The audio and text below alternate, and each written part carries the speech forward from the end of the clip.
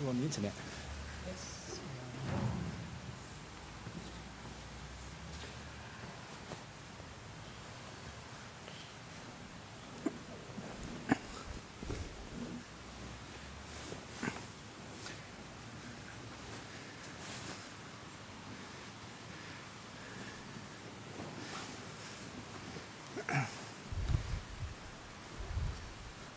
So, welcome everybody to this afternoon's meditation class. Again, if there's anyone here for the introduction to meditation class that is held in the room to my right, this is the ongoing class. And I would ask everyone to please turn off their mobile phones so it doesn't make a noise. And on the Saturday afternoon sessions, I usually talk about one or two aspects of the meditation. One of the aspects I'm going to talk about now is a question which somebody asked me very recently, that when they meditate, that sometimes their body moves or falls forward or leans backwards. What the heck is going on? Sometimes at a certain stage of meditation, when the mind starts to settle down and you let go of your body, the body can move into strange positions, and you sometimes wonder why. All that's really happening there is that the body knows much better than you where it needs to place itself, so that very often tensions can be removed from the body or some sort of healing can happen. Many years ago, when I was teaching a retreat, I opened my eyes and I saw one woman in such a contorted position. Now, I would demonstrate it for you now, only it would hurt me and probably break her through bones. Her position was one of the most extreme I've ever seen. And so as soon as the meditation was over, I took her aside and asked her, how do you feel? She said she felt absolutely wonderful. And then I tried to show her, how she was sitting during the meditation. She was so shocked. Was I sitting like that? I said, yes. And then I asked her, any idea? And she told me that she had an accident, a car accident, I believe it was, and had an injury. And that now she felt so sort of good and so relaxed, and the body felt so at ease, where it was quite painful and stiff before. And it became very obvious to me that when she let go of her body in the meditation, when she was still and peaceful, just watching her mind, the body took its opportunity to heal itself, to release some of the tensions, to allow energies to flow where was needed, and the way it did that was to contort the body. And I realized from that experience onwards that when a person is meditating, and you're meditating, you lean forward, and it is totally unintentional, that you didn't do that, or you lean to the side or twist around, or there is some jerking in the body, please understand that that is the body releasing its tensions, opening up channels where energy can flow. It is a body healing itself. And most people would experience that after that has happened, which they usually don't know about anyway, other people may see that, but after that's happened, you usually feel very relaxed and very good. It is the fact that in meditation we let go, especially stop controlling and being so concerned about our body, and that degree of letting go, that degree of you, this big control freak, stepping aside and letting the body do its thing, is one of the main reasons why this happens. It's just part of the psychology of the mind, that when you start looking at something, you interfere with it. Usually the most common little example of this, which you can teach so people understand what I'm talking about, is when you ask meditators, can you please notice the saliva in your throat? Can you notice the saliva in your throat right now? Okay, now forget about it. You can't. Now it's a problem. Now you're wondering whether you should swallow or what you should do. It's a strange thing that when we pay attention to something, it usually becomes a problem. We try and control it. It's very difficult for us to watch something without controlling it. And so what happens is when we're watching our body, we tend to control it, we tend to cause it to tense up, we prevent it from relaxing, simply because attention is very often concerned with control. It's one of the reasons, it's a general principle, that when you do mindfulness of the body or mindfulness of anything, you have to add the important ingredient of compassion and kindness to overcome this tendency of the mind. When it watches something, it wants to control it. When you observe something, you interfere with its natural state. So that is why that when you let go of this controlling, when you're literally not mindful of the body, but you're mindful of the present moment, or you're mindful of the breath, or you're mindful of the deep peace and stillness in meditation, that is the time the body can heal itself. And associated with that many people have the experience in meditation, when you get quite peaceful and quite deep, you get the hot spots in the body. And those hot spots in the body, in the shoulders, in the tummy, or in the head somewhere, are so pronounced that often you ask, what the heck is going on? I was meditating and one part of my body was really, really warm. And again, the classic story which I use, which explains what's happening in similar instances of hot spots, was a woman in a retreat many years ago who came to me very concerned about her shoulders and neck being really, really hot. And it was a result of whiplash. She had a whiplash injury some months previously, and I explained that to her. And I did ask her, even though I knew the answer, yes, but how do you feel now? She said, oh, I've never felt so relaxed and so good in that part of my body.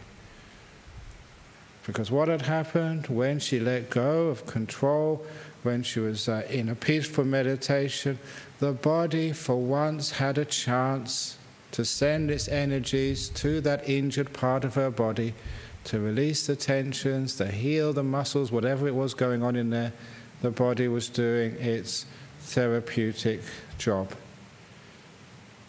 So to this day, when somebody has a hot spot somewhere in their body during meditation, something which is uncommonly warm, please understand that's some healing going on. Or if you're generally very, very hot in meditation, I don't mean just because it's a hot day or you're sweating or whatever, if you're very, very hot for some reason, that is again quite likely to be a healing going on.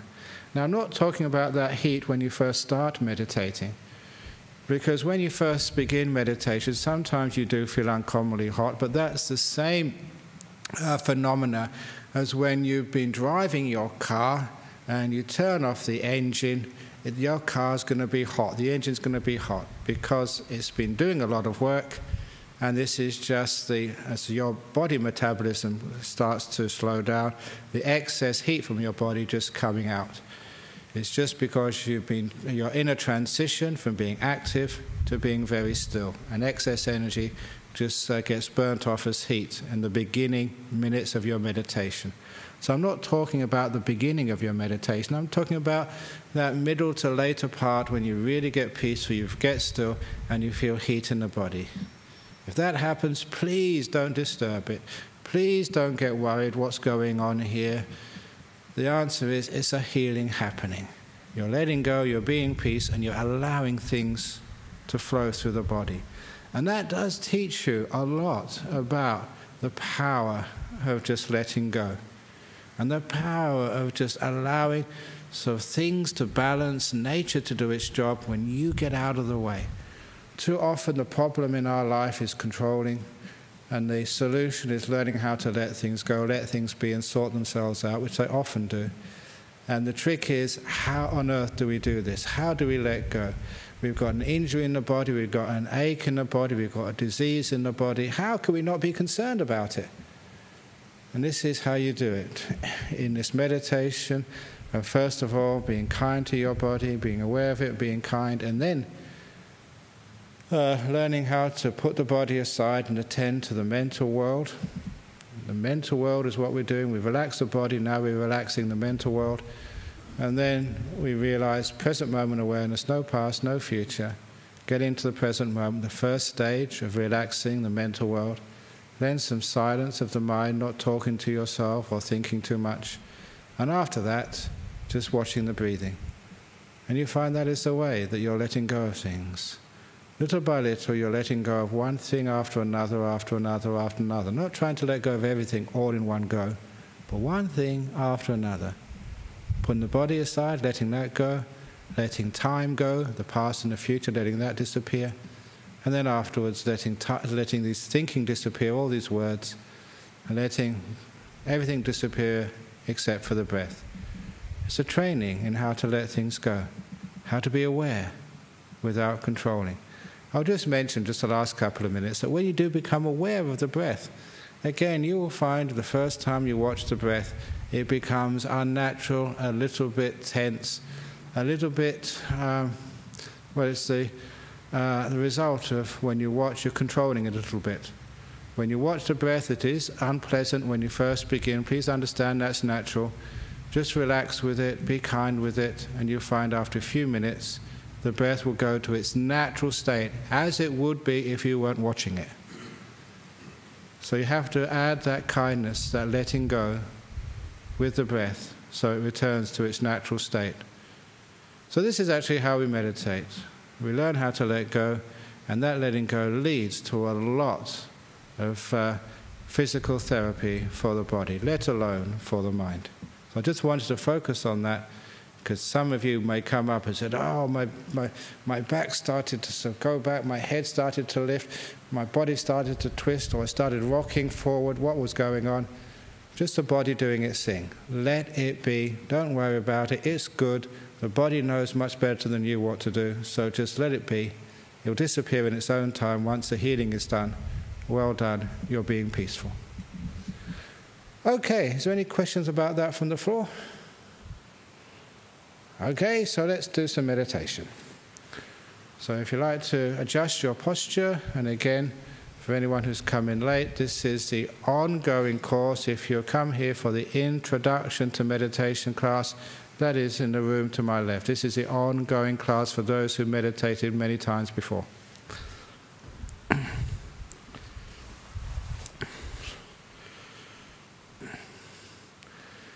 So you close your eyes. I will lead the first few minutes of this meditation, then I'll let you go. So first of all, you become aware of your body. As much awareness of the body as you can generate at the beginning. Later on, you'll be able to generate much, much more. And you just observe the feelings, sensations in your body. If there is a prominent or gross sensation, it's usually because you haven't got your posture quite right yet. You do need to make some adjustments. So don't just observe that irritation, ache or pain. That's just mindfulness, just observing it. Add kindness. Do something about it. Adjust. Fidget.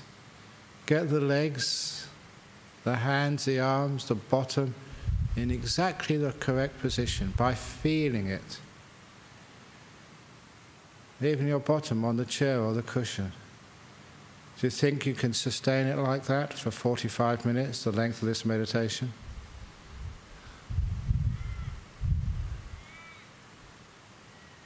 If not, adjust, move it.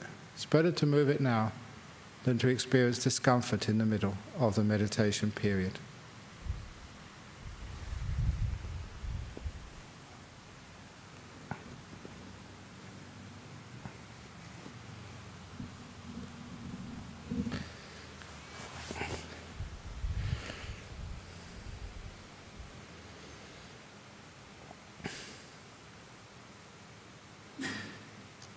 Stay with your body. When your eyes are closed, you have more space in the brain for knowing physical sensations. Not so much as taken up with visual sensations. How does your body feel? One of the most important parts of the posture, I'm not saying this as a joke, this actually works, is your mouth. The mouth is an indicator of your emotional state. Please turn the corners of your mouth upwards. a half smile. You'll find that will generate a sense of happiness, light happiness in the mind when you start meditating. And that will be very, very helpful for you. So please don't grit the teeth. This is not going to a dentist or some sort of operation. Turn the corners upwards of the mouth, and you'll find the mind becomes more engaged. Mindfulness becomes easier. Stay with your body. Is there anything else you can do? Is there any tight piece of clothing which needs to be loosened? Any part of your body which is squashed against another part? And if you're comfortable, now let the body go. You've looked after it, it should be okay now. As you put most of your attention on the mental world, learning how to find peace, joy, relaxation in the world in which we mostly live, the world of the mind. And please know the first stage of meditation, the first place you can relax in, is called the present moment. You have to learn how to let go of everything which happened in the past. I know there's some really, really important, heavy stuff which happened to you, but in meditation that's not allowed. You can consider that just as you have to leave your shoes outside this room when you come into a Buddhist meditation hall. The left shoe represents your past, the right shoe your future. You have to leave both outside the meditation hall. No past is allowed in. No future either. This hall is a place for the present, for now.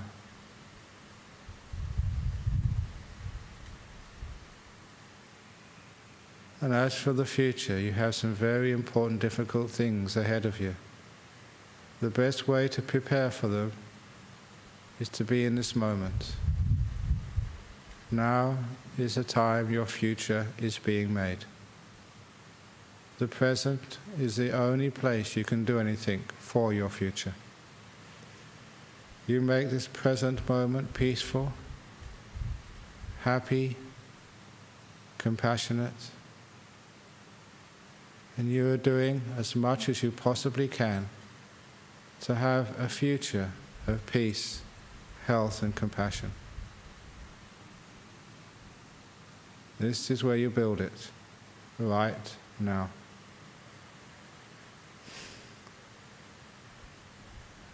So whatever you're experiencing now, the sound of my voice, the heat, any feeling or whatever, please open the door of your heart to this moment. To be here with a mindfulness which embraces but does not judge. Unconditioned awareness. Just to know.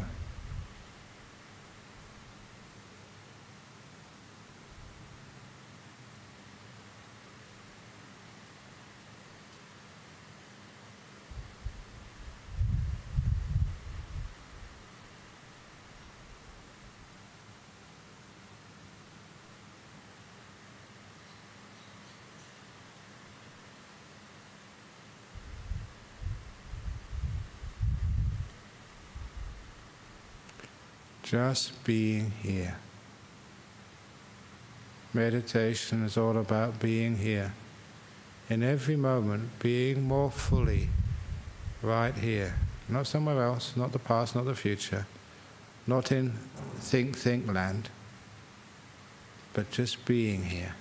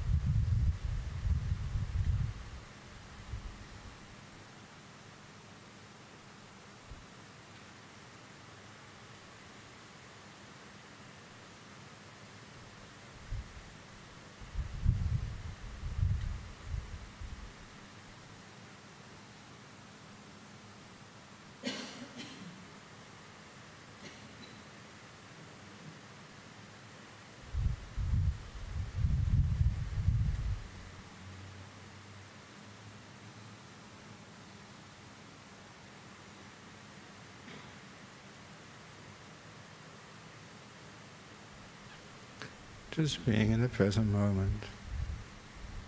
And see if you can let go of the inner conversation. You can imagine watching a sports event on TV. You have the picture, what's actually happening. You have the commentary which comes over on the sound. In the same way, you have what you're experiencing right now and a commentary which goes alongside of it. See if you can silence the commentary and just listen to life, experience life before the words distort it. To know the bark of a dog without giving it a name. To know the sound of a car. To know the wind. To experience life without a commentary.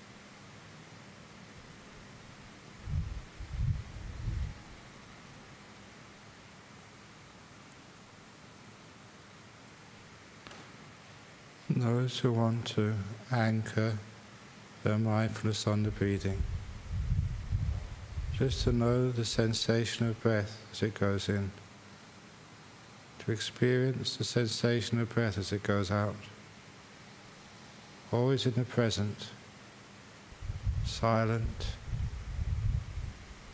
just being the breath,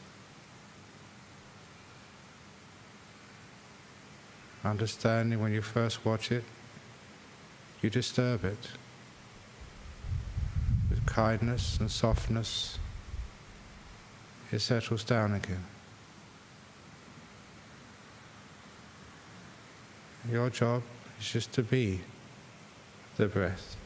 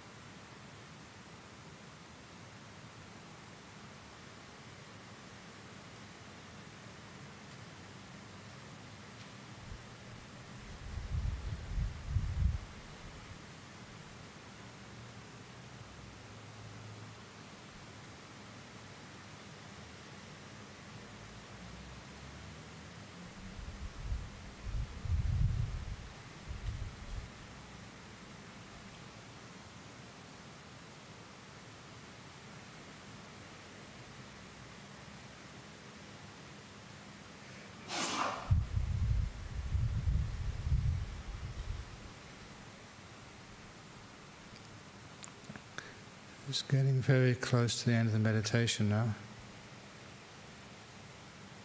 How do you feel? What mental state has this meditation generated? In particular, look for the quality of peace in your mind right now. To understand as a direct experience what peace feels like. And understand where peace comes from. You let go, you're kind, you're gentle. It makes peace.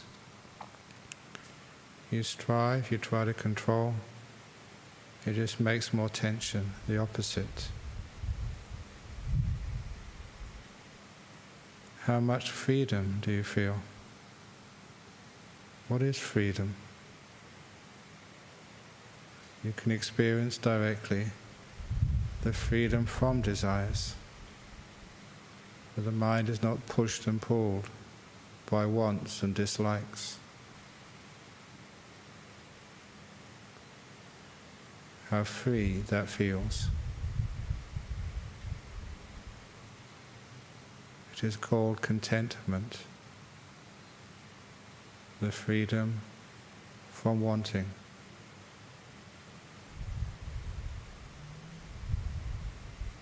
These are important spiritual qualities to recognize, to value, to cultivate.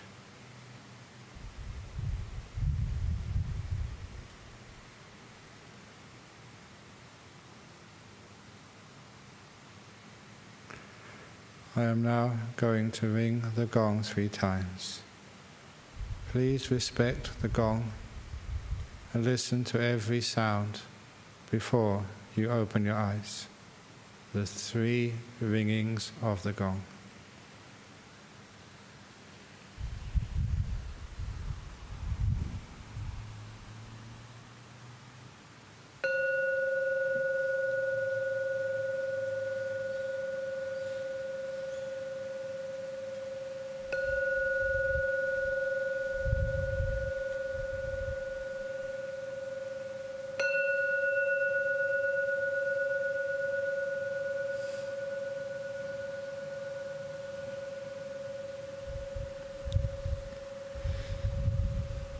Okay, so please open your eyes and again move the body, if it needs moving, to become comfortable again. Now we have the questions. This is broadcast worldwide. We have a question from Germany, Sri Lanka, and from United States. The question from Germany is, can you please tell us what is Miccha Samadhi and what is Samma Samadhi means? Many of you who've been listening to me for over the last couple of years know this word Samadhi is often called concentration. That is a bad word. It's much better to render it as stillness. So Samadhi, the stillness. It is, if anything, the goal of this meditation, to be here and to be still. And the more still you are, the deeper you go in the meditation. So, Miccha means wrong, Samma means right. So they're talking here about 2 qualities which is mentioned by the Buddha, wrong stillness and right stillness. And the best example of wrong stillness is what you can observe if you go to places like Buckingham Palace in London and see those soldiers standing perfectly still, out of force, control. That is like the wrong stillness. Yes, you can make the mind reasonably still, the body still, by controlling it, by using force. But such a degree of force will take you so far and no further, because it's not a letting go type of stillness. Again, it's more control.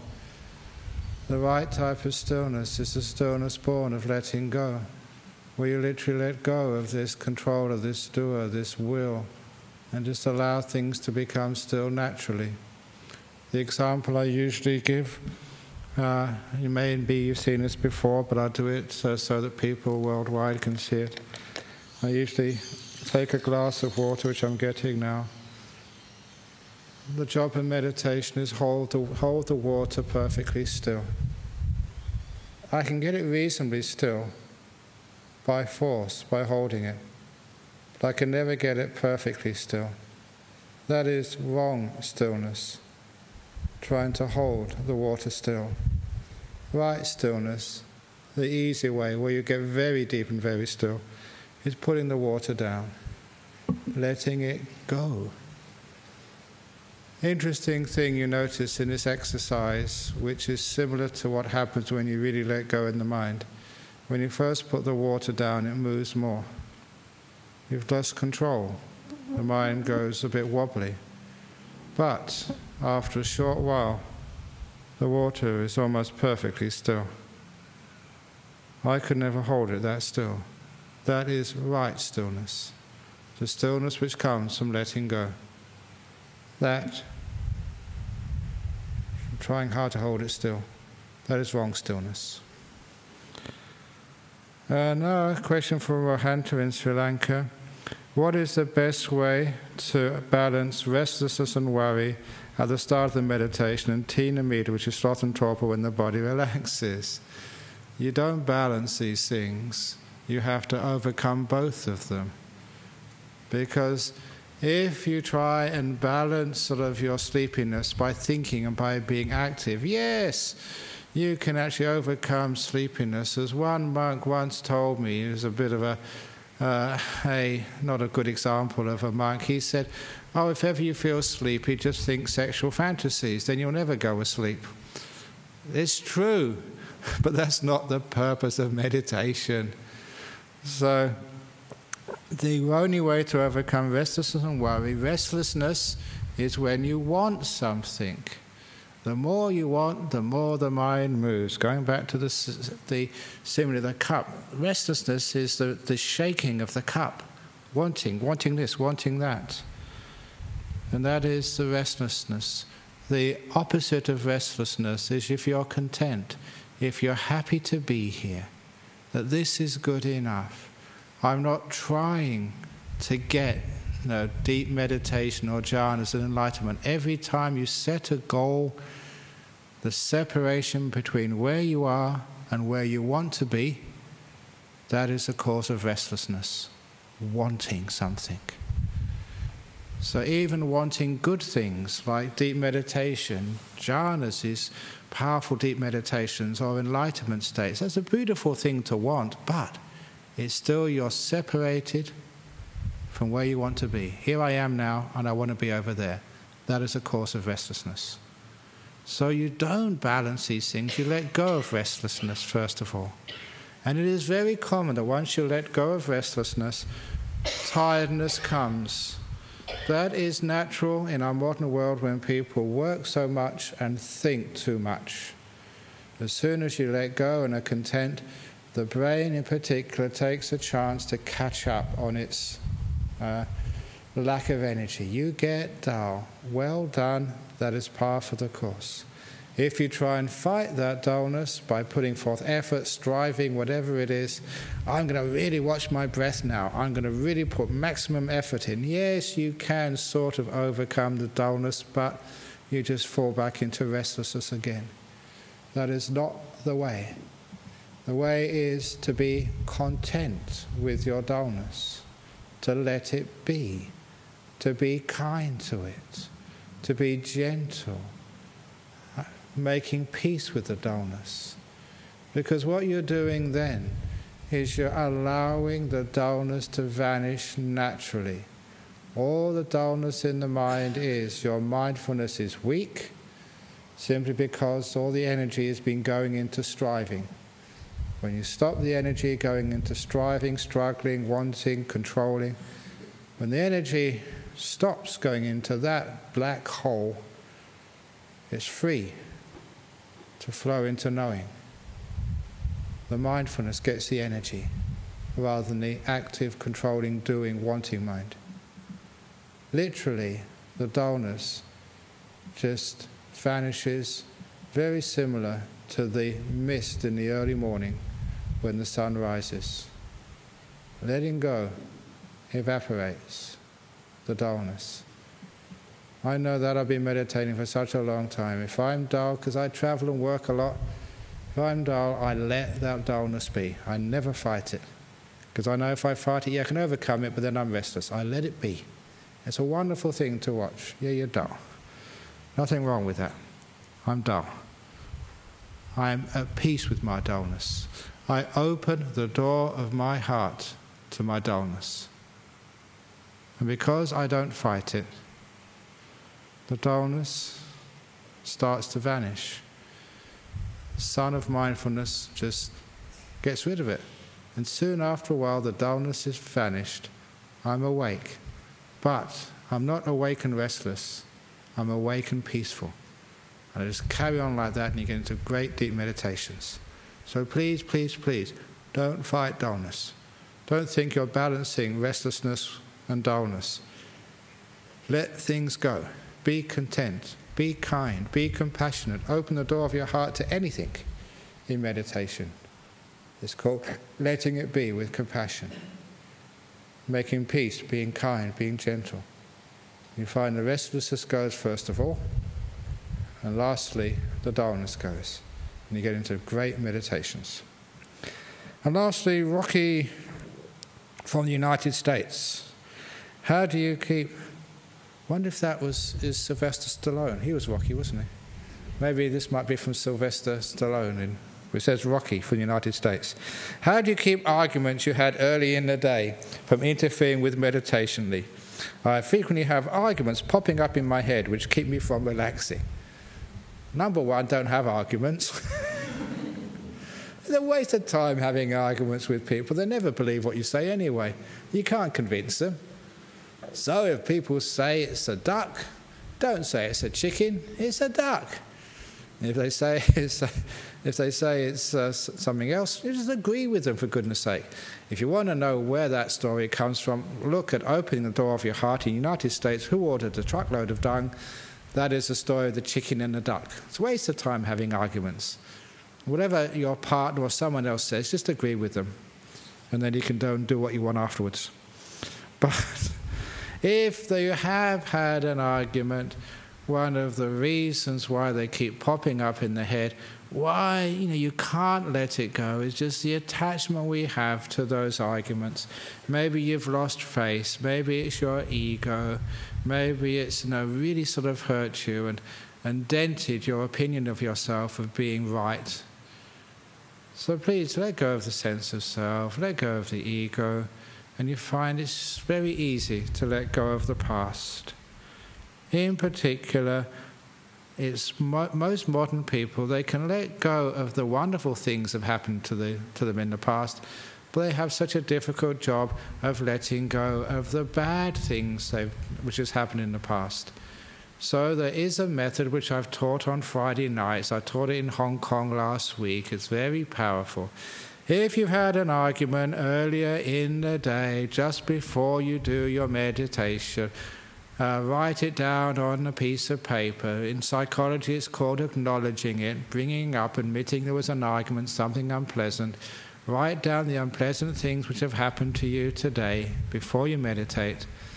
The type of paper you should use when you're writing these things down is called toilet paper, because all that shitty stuff, that's where it belongs.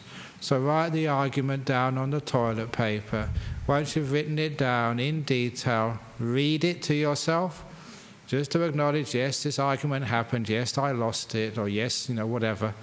Acknowledge it, and then take it to where toilet paper belongs. Into the toilet bowl, put it in the bottom, and doing what we call the letting go ceremony. You press the button, or the water comes down, all that thing goes round and round, and the toilet paper with the argument on it just goes away. You've let it go. And then go and meditate. That works for the reason that psychologically you're associating the argument, or whether it was unpleasant, with the stuff which belongs on toilet paper. The association is this is not the sort of stuff you should keep. Whoever keeps used toilet paper in your pockets or your bags, so you associate this is something which needs to be thrown away. And then you do the throwing away ceremony in the toilet bowl. And as you watch it go down, because it's a ceremony, it's an action, it reinforces the emotional ability to let things go. And it works. So that's the way of overcoming the arguments you had early in the day, the negative stuff. So, when you meditate, you can be free. When you go to bed at night, you can be free. Throw it all down the toilet, first of all. Doing the toilet paper ceremony. One of the most amazing Buddhist ceremonies. Okay, thank you for that. Are there any questions from the floor here? That was from the United States. Okay, well, there's no more questions. I'm sure that after we've finished, there'll be the usual line of people asking questions. But that's natural, that's the way it is. Okay, so thank you very much, and now we can pay our respects to the Buddha, Dharma and the Sangha, or if you wish, to virtue, peace and compassion, and we can go away or have a cup of tea.